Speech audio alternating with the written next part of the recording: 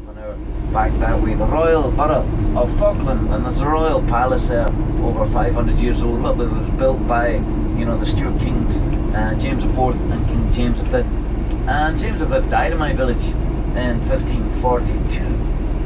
But in his younger years, he was a bit of an interesting character.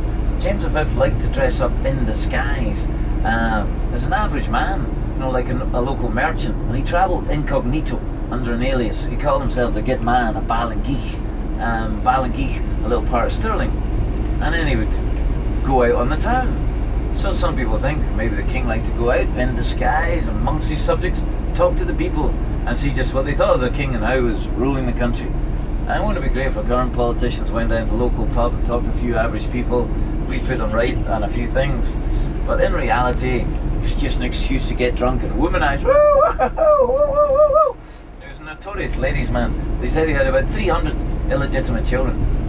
Anyway, during one of his trips to the pub, on the way home, he was passing back through Cramond, and they were just to the north of Edinburgh. They will pass through on the way in, and he got mugged. He was beaten up and robbed, attacked by a group of gypsies.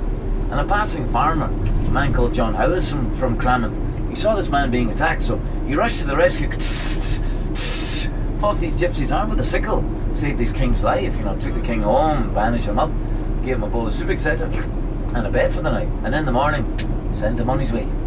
But the king never told the farmer who he really was, probably too embarrassed. He introduced himself by his alias, the Good Man of Ballengeich. But before he left in the morning, the king said, "Look, John, I'm very, very grateful. You must let me reward you. Tell you what, I'm quite friendly with the royal family. Maybe we can arrange a royal invitation. You'd come to the palace, meet the king." So the farmer was quite excited about this, and sure enough, the next day the royal messenger arrived with an invitation from the palace. So the farmer put on a Sunday best, and off he went to meet the king. And he was met by the king in disguise as a Good Man of Ballengeich. And the king said, "Oh, I'm glad you came. Come in, I'll give you the tour." So he's shown around the palace by the king in person. And then the king said, "Right, my good man, I think it's about time we went and I presented you to his majesty." Now the king's an interesting chap. You recognise him easily. He was the only man wearing a hat. You know the old royal tradition.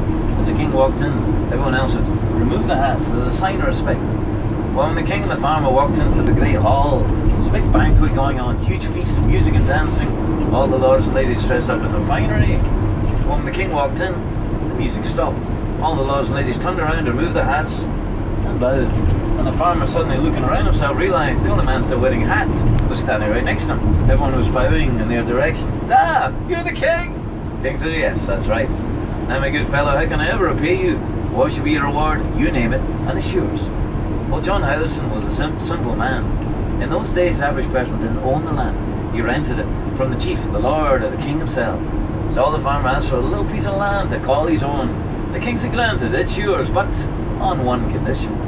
And that said, if any time in the future, if the king and his descendants should pass by the farmer's land, then John Howison would have to welcome them in and give them a little bit of refreshment, a little bit of hospitality, just like he'd done for the king himself. So the farmer agreed.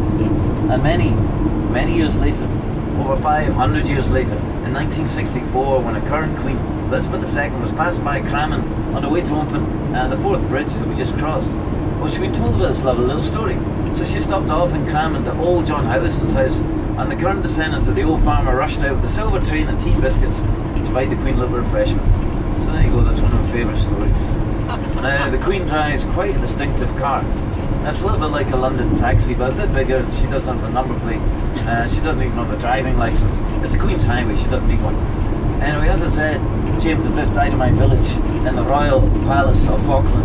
And because it's a Royal Palace, the Queen owns it, and once in a while she comes for a visit. Well, last time she was up in my village was back in 1991, and I happened to be in town at the time. So I went down with my mum to say hello to the Queen. We're standing outside the palace, waiting for the Queen to come out. My mum was standing next to the Queen's car. And a little girl came up to her and said, "Are you the Queen?" And Mum said, oh no, I'm sorry.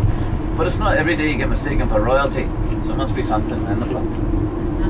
Anyway, this is Cramond we're just coming into now, guys. This is where a lot of the millionaires stay. J.K. Rowling's got a big mansion around here. There you go, so we're just coming into